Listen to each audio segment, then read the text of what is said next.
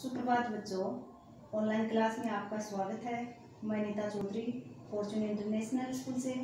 तो बच्चों, हमने हिंदी का 6 चैप्टर पढ़ा था, जो एक कविता थी, कुछ काम करो। आज हम उसके मौखिक प्रश्न करेंगे, जिसमें पहला प्रश्न है, प्रस्तुत कविता में कवि ने किस बात पे बल दिया है?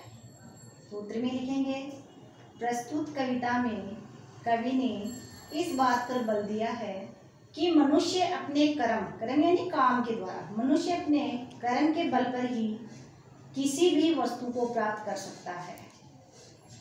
अगला प्रश्न है, कवि किससे प्रार्थना कर रहा है? ये जो कविता है कुछ काम करो, इसमें कवि किससे प्रार्थना कर रहा है?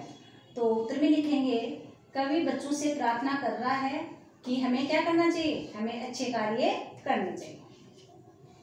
अगला प्रश्न है, कवि जग में किसका नाम करने को कह रहा है? तो कवि बच्चों को जग में अच्छे कार्य करके अपना नाम अमर करने को कह रहा है। अगला प्रश्न है, अलभ्य वस्तु क्या है? अलभ्य वस्तु वो होती है बच्चों जो हमें सरलता से प्राप्त ना हो।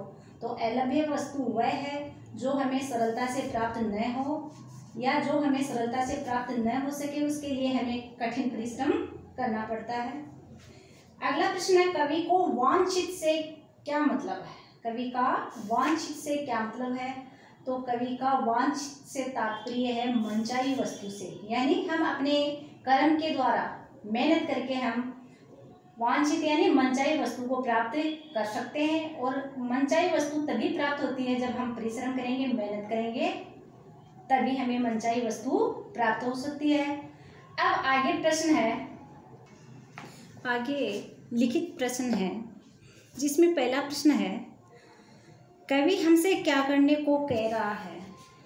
तो उत्तर में लिखेंगे बच्चों, कवि हमसे अच्छे कर्म मतलब कार्य, कवि हमसे अच्छे कार्य करने को कह रहा है। फिर इसमें है, हमने क्या करने को जन्म लिया, यानी कवि कह रहा है कि हमने क्या करने को जन्म लिया है। तो उत्तर में लिखेंगे, हमने अच्छे कार्य करके इस संसार में अपना नाम अमर करने को जन्म लिया है, यानी हम अच्छे काम करेंगे तो हमारा इस संसार में, इस जग में नाम होगा। इसलिए हमने अच्छे कार्य करके संसार में अपना नाम अमर करने को जन्म लिया है। प्रभु ने हमें क्या वस्तु दान में दी है? कवि कह रहा है बच्चों से कि प्रभु मतलब ईश्वर ने हमें क्या वस्तु दान में दी है? तो उत्तर में लिखेंगे बच्चों, प्रभु मतलब ईश्वर ने या प्रभु ने हमें मेहनत करने के लिए हाथ दान में दिए हैं, यानी हम अपने हाथों के द्वारा अच्छे कार्य कर सकते हैं। तो प्रभु ने हमें मेहनत करने के लिए हाथ दान में दिए हैं। अगला प्रश्न है, क्या जगत में कोई ऐसी वस्तु है जिसे प्राप्त न किया जा सके? तो उत्तर में लिखेंगे, जगत में ऐसी कोई वस्तु नहीं है जिसे हम प्राप्त न कर सकें, क्योंकि हम अपने कर्म के बल पर किसी भी वस्तु को प्राप्त कर सकते हैं। यानी हम मेहनत करेंगे तो हम किसी भी वस्तु को प्राप्त कर सकते हैं, और अगर हम मेहनत नहीं करेंगे तो कितना ही आसान काम हो, कितनी आसान वस्तु, उसको भी हम प्राप्त नहीं कर सकेंगे। तो हमें किसी भी वस्तु को प्राप्त करने के लिए बच्चों क्या करनी है? मेहनत करनी है, परिश्रम करना है। अगला प्रश्न है, ये कविता किस कवि ने लिखी है? कौन सी कविता? कुछ काम करो। ये जो कविता है, इस कविता को लिखने वाले कवि कौन हैं? तो ये कविता कवि मैथिली शरण गुप्त ने लिखी है। तो बच्चों, ये कविता किसने लिखी है? ये कविता कवि मैथिली शरण गुप्त ने लिखी है। अगला प्रश्न है बच्चों, इन पंक्तियों का सरलार्थ लिखो, यानी इन पंक्तियों का हमें अर्थ लिखना है। कौन सी पंक्तियों का? ये जन्म हुआ है किस अर्थ अहो, समझो जिसमें ये व्यर्थ न हो, कुछ तो उपयुक्त करो तनु को, नर हो नए निराश करो मन को। इन पंक्तियों का हमें क्या लिखना है? अर्थ लिखना है। तो इनका अर्थ लिखेंगे, कवि मैथिली शरण गुप्त कहते हैं कि हमारा जन्म अच्छे कार्य करके, अच्छा कार्य करके संसार में नाम कमाने के लिए हुआ है। इस जन्म को हमें व्यर्थ का मतलब होता है बेकार नहीं गंवाना है। हमें अपने शरीर को कड़ी मेहनत में लगाकर अच्छे काम करने हैं। कवि कहता है कि हे मानव, इतनी जल्दी मन में निराशा नहीं लानी चाहिए, बल्कि मेहनत करके संसार में नाम कमाना है। अगला प्रश्न है, प्रस्तुत कविता के माध्यम से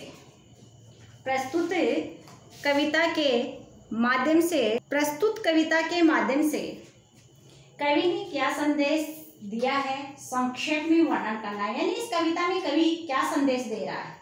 तो उत्तर में लिखेंगे बच्चों, प्रस्तुत कविता के माध्यम से कवि बच्चों को अच्छे कर्म मतलब अच्छे कार्य करने की प्रेरणा दी है। कवि कहता है कि मनुष्य अपने कर्म के बल पर किसी भी वस्तु को प्राप्त कर सकता है। जीवन के लिए कर्म को महान माना गया है, यानी जीवन में अच्छे कार्य करना महान माना गया है, बड़ा माना गया है। अगर आप जीवन में कुछ पाना चाहते हैं बच्चों, आप अगर जीवन में कुछ पाना चाहते हो, कवि कह रहा है, तो आपको उसे पाने के लिए क्या करना पड़ेगा, अच्छे कर्म करने पड़ेंगे, अच्छे कार्य करने पड़ेंगे। इस कविता में कवि बच्चों को मेहनत तथा अध्ययन का मतलब होता है पढ़ाई करने की ओर भी प्रेरित किया है। यानी कुछ काम करो। इस कविता में कवि बच्चों को मेहनत तथा अध्ययन यानी पढ़ाई करने की ओर भी प्रेरित किया है। तो आज हमारे मौखिक और लिखित प्रश्न हो गए हैं। अगला जो प्रश्न है वो बच्चों अगले वीडियो में भेजूंगी। धन्यवाद।